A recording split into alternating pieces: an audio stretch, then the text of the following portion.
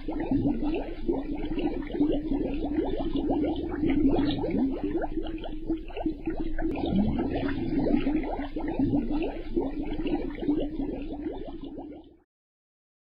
الله الرحمن الرحیم. الحمد لله رب العالمین والعاقبة للمتقین والصلاة والسلام علی رسول الله محمد و علی آله و صحبه اجمعین. بینندگان عزیز و گرامی، سلام و رحمت و برکات الهی بر یکایک شما بزرگواران. برنامه دیگر از رشته برنامه شقایق رو تقدیم حضور شما بزرگواران میکنیم. وقتی که سخن از تأثیر اخلاق خوب و پسندیده بر روند زندگانی انسان به میان میاد، یکی از مسائلی که در این زمینه رخنمایی میکنه و اهمیت خودش رو نشون میده، تأثیر اخلاق بر وضعیت نظام خانوادگی است و اینکه یک خانواده چطور تحت تأثیر اخلاق و منش افراد و اعضای خودش وضعیتی که پیدا میکنه چطور وضعیتی خواهد بود و چطور در مسیر سعادت و خوشبختی یا برعکس اون در مسیر ناخوشی، بیقراری، اضطراب و دیگر چالش ها و مشکلات قرار خواهد گرفت. لذا اخلاق در خانواده، اخلاق خوب و پسندیده، تأثیر بسزایی بر وضعیت و رویکرد هر خانواده‌ای داره. آداب و منشی که مجموعه رفتارهای انسانی رو شکل میده، تأثیری مستقیم بر شکل ظاهری و البته به طور کلی رویکرد خانواده و وضعیت اون در ابعاد مختلف داره. یکی از مباحثی که در رابطه با مثبت قرار دادن روند آرامش و به طور کلی وضعیت خانواده مورد توجه قرار میگیره، به کارگیری مهارت‌های ارتباطی درست و مبتنی بر ارزش‌های اخلاقی در شرایطی است که چه بسا میتونه برخی از چالش‌ها و مشکلات و انفعالات منفی رو از اعضای خانواده و به تبع اون از کل خانواده برداره. خشم، عصبانیت و غضب از جمله انفعالات و رفتارهای درونی و واکنشی انسان به پاری از عواملی است که با اثرگذاری بر اون شخص رو به واکنش‌های تند، خشن و خشونتبار ناشی از عصبانیت وامی داره. نظام خانوادگی همچون هر مجموعه دیگری از این چنین چالش‌های خالی نیست، بلکه چه بسا اسباب و عواملی در نظام خانوادگی منجر به پیدایش و شکل‌گیری خشم و عصبانیت در فرد یا افرادی از اعضای خانواده میشه که اگر به درستی کنترل نشه و اگر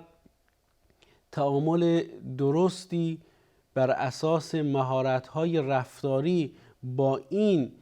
پدیده و موضوع رفتاری و در حقیقت واکنشی و انفعالی صورت نگیره، چه بسا پیامدهای ناگوار دیگری رو در خودش داره. به عنوان مثال، زن و مرد، آقا و خانومی که در نتیجه پاری از عوامل بیرونی، رفتارهای هر یک از طرفین یا هر دلیل دیگری دچار خشم و عصبانیت در تعامل با یکدیگر شدند، اگر مهارت کنترل خشم رو نداشته باشند، چه بسا این موضوع به شکاف و اختلاف هرچی بیشتر در میان اونها منجر بشه. مهارت گفتگوی دو جانبه مبتنی بر التزام و پایبندی به ارزش‌های اخلاقی که رسول خدا صلی الله علیه و آله و صحبه اجمعین برش تأکید کرده اند، دوری از انکار خوبی‌های گذشته‌ای که از یکدیگر دیده اند و به یادآوری خوبی‌هایی که در گذشته از یکدیگر دیدند، به خاطر بیارند که در گذشته چه خوبی‌هایی از طرف مقابلشون نسبت به اونها سر زده. اینها کمک میکنه که این مهارت ارتباط و گفتگو برای حل مشکل و خشم و عصبانیت و غضبی که نشأت گرفته از این چنین روی کردی هست، با این چنین تعاملی و با این چنین مهارتی و با این چنین شناخت سازنده این چالش رو پشت سر بگذارند. رسول خدا صلی الله علیه و آله و صحبه اجمعین از یک ارزش اخلاقی بسیار مهم خبر دادند، تأکید کردند. در آیات قرآن کریم هم ما این رو می‌بینیم: و اصلحوا ذات بینکم، ارتباطات یکدیگر رو اصلاح بکنید، مبتنی بر ارزش‌ها و مفاهیم و برنامه‌هایی باشه که به سمت بهکرد و اصلاح تعاملات شما با یکدیگر منجر بشه. وقتی که در یک نظام اجتماعی بزرگ این فرمان الهی مورد تأکید قرار میگیره که و اصلحوا ذات بینکم، طبیعتاً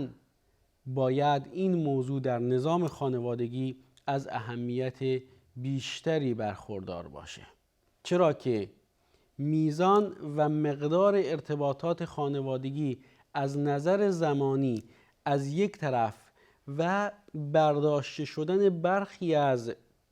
ضوابط رسمی و تشریفاتی که در رابطه با سایر تعاملات و روابط اجتماعی وجود داره میتونه زمینه ساز این باشه که هرچند در نوع خودش صمیمیت و نزدیکی افراد خانواده به یکدیگر رو میرسونه، اما اگر از حد و حدود خودش خارج بشه و انسان وظایف خودش رو نشناسه، حقوق طرف مقابل رو نشناسه، چه بسا در نبود این ضوابط و یا حتی رفتارهای تشریفاتی که در میان سایر مجموعه ها وجود داره و در نظام خانوادگی این گونه نیست، این مسئله چالش ساز بشه. لذا در این بین باید روشی رو در پیش گرفت که به روند اصلاح و بهکرد روابط کمک بکنه. احترام متقابل به یکدیگر آنگونه که در روابط اجتماعی حائز اهمیت هست، در نظام خانوادگی هم همین گونه است. در این میان یکی از مسائلی که بسیار دارای اهمیت و در این زمینه نقشی مثبت در زمینه اصلاح و بهکرد روابط اعضای خانواده با یکدیگر خواهد داشت و یک ارزش اخلاقی کلی و فراگیر در همه عرصه‌های زندگی ما انسان‌ها از یک روست و از اهمیت خاص و ویژه‌ای هم در خانواده برخوردار هست، موضوع خوشگفتاری است. موضوع بر زبان آوردن کلمات خوب و پسندیده است. این که انسان از تلفظ و بر زبان آوردن کلمات زشت و ناپسند پرهیز بکنه. ما در قسمت‌های گذشته تأکیدی بر این حدیث رسول خدا صلی الله علیه و آله و صحبه اجمعین داشتیم که مؤمن طعان نیست، مؤمن لعان نیست، مؤمن بددهن و کجدهن و بدزبان نیست، مؤمن بدگفتار نیست. در برابر این نکته که جایگاه و اهمیت خاص خودش رو در جامعه و خانواده داره، ما می‌بینیم که الله متعال بر یک موضوع بسیار مهم تأکید میکنه: و قولوا للناس حسنا، به مردم سخنان خوب بگید، کلمات خوب، عبارات خوب و جملات خوب بر زبان شما جاری باشه. و قطعاً این ارزش اخلاقی، این ارزش رفتاری و بلکه این ضابطه و قاعده اخلاقی در تعاملات اجتماعی در نظام خانوادگی اهمیت خاص خودش رو داره. ما در سنت رسول خدا صلی الله علیه و آله و صحبه اجمعین این رو به خوبی میبینیم. وقتی که اون بزرگوار وارد خونه میشند، با درود و سلام فرستادن بر اعضای خانواده سخن خودشون رو و حضور خودشون رو در خانواده و در جمع اعضای خانواده آغاز میکنند، چرا که سلام پیام محبت و دوستی و صمیمیت هست، نوعی احترام گذاری به طرف مقابل هست. وقتی که ما این مسئله سخن خوب و پسندیده رو از زبان رسول خدا صلی الله علیه و آله و سلم میشنویم که صدقه است و در رابطه با عموم مردم و کسانی که باشون ارتباط داریم بر این نکته بر سخن خوب گفتن و بر خوشگفتاری تاکید میشه، طبیعتاً این موضوع در نظام خانوادگی از اهمیتی بیشتری برخوردار است. میخوام اینجا بین این آیه قرآنی و حدیثی از رسول خدا صلی الله علیه و آله و سلم جمع‌بندی بکنم. این که الله متعال میفرماید که به مردم سخن خوب بگید، این که رسول خدا صلی الله علیه و آله و صحبه اجمعین میفرمایند که سخن خوب صدقه است. هر صبحی که انسان از خواب بلند میشه و شبی رو به صبح میرسونه، در برابر هر مفصلی که در بدن داره بر او صدقه لازم است. 360 مفصل، چطور انسان 360 صدقه بده؟ سوالی که صحابه از رسول خدا صلی الله علیه و آله و صحبه اجمعین پرسیدند، اما رسول خدا صلی الله علیه و آله و سلم تأکید کردند و توضیح دادند که یکایک خوبی ها در نوع خودش صدقه هست، که از جمله اونها فرمودند الکلمة الطیبه، سخن خوب، کلمه و کلام خوب و پسندیده‌ای که انسان بر زبان میاره، سخن پاک، سخن پاکیزی که درش بدی و بی احترامی و بی حرمتی به دیگران وجود نداره. و میدونید که در دیگر احادیث رسول خدا صلی الله علیه و آله و صحبه اجمعین بر این نکته تاکید شده که بهترین صدقه صدقی است که انسان به نزدیکان خودش تقدیم بکنه. این آیه و این دو حدیث رو که در کنار هم قرار میدیم، به این نتیجه میرسیم که بهترین سخن و خوشگفتاری اینه که انسان با نزدیکان خودش، با عزیزان خودش، با همسر خودش، با فرزندان خودش، با والدین خودش، با خواهر و برادر خودش و با دیگر نزدیکان خودش خوشگفتار باشه و به خوبی سخن بگه.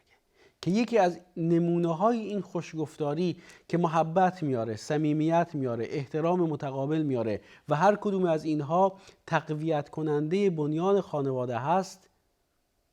در سلام فرستادن بر طرف مقابل هست. نمونهش رو در سنت رسول خدا صلی الله علیه و آله و صحبه اجمعین میبینیم. لذا خوشگفتاری به عنوان یک ارزش اخلاقی از اهمیت و جایگاه خاص و ویژه‌ای در نظام خانوادگی برخوردار است. بعضی ها از روی تعارف هم که شده، بر اساس پاری از ارزش‌های خانوادگی، اجتماعی و اخلاقی، زبانی نرم و مهربان در تعامل با دیگران دارند. این خیلی خوب هست. رسول خدا صلی الله علیه و آله و صحبه اجمعین فرمودند لا تحقرن من المعروف شیئا ولو ان تلقى اخاک بوجه طلق یا طلق و یا در روایت دیگر طلیق، که هیچ خوبی رو کم، کوچک و ناچیز نشمار، ولو اینکه با همکیش خودت با گشاده رویی برخورد بکنی. اما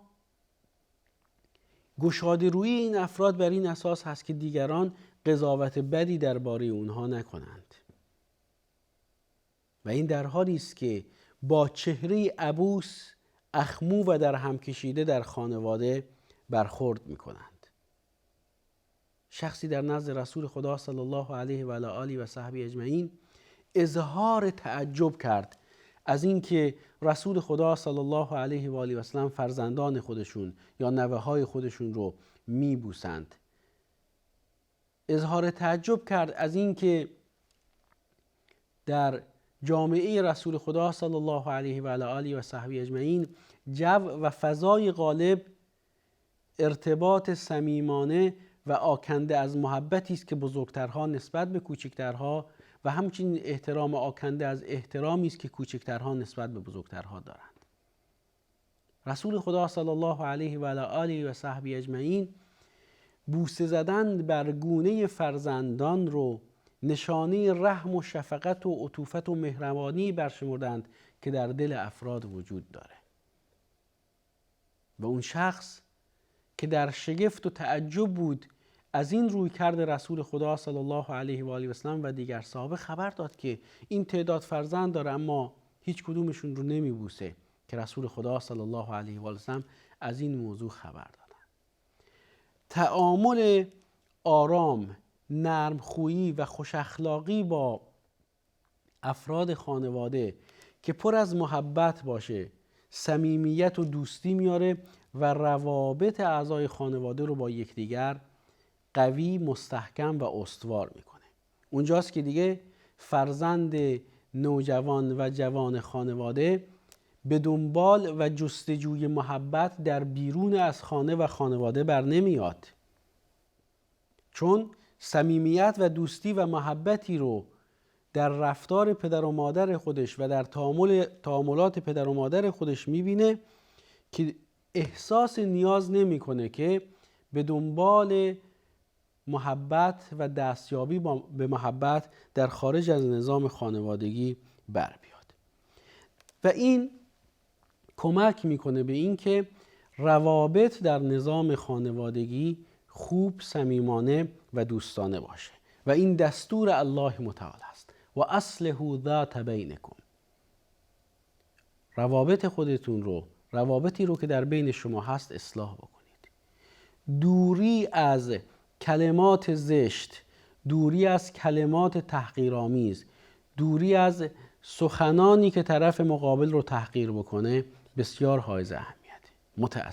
متاسفانه برخی از روی ناآگاهی و دوری از ارزش‌ها و فرهنگ اصیل و ریشه‌دار اسلامی که در اخلاق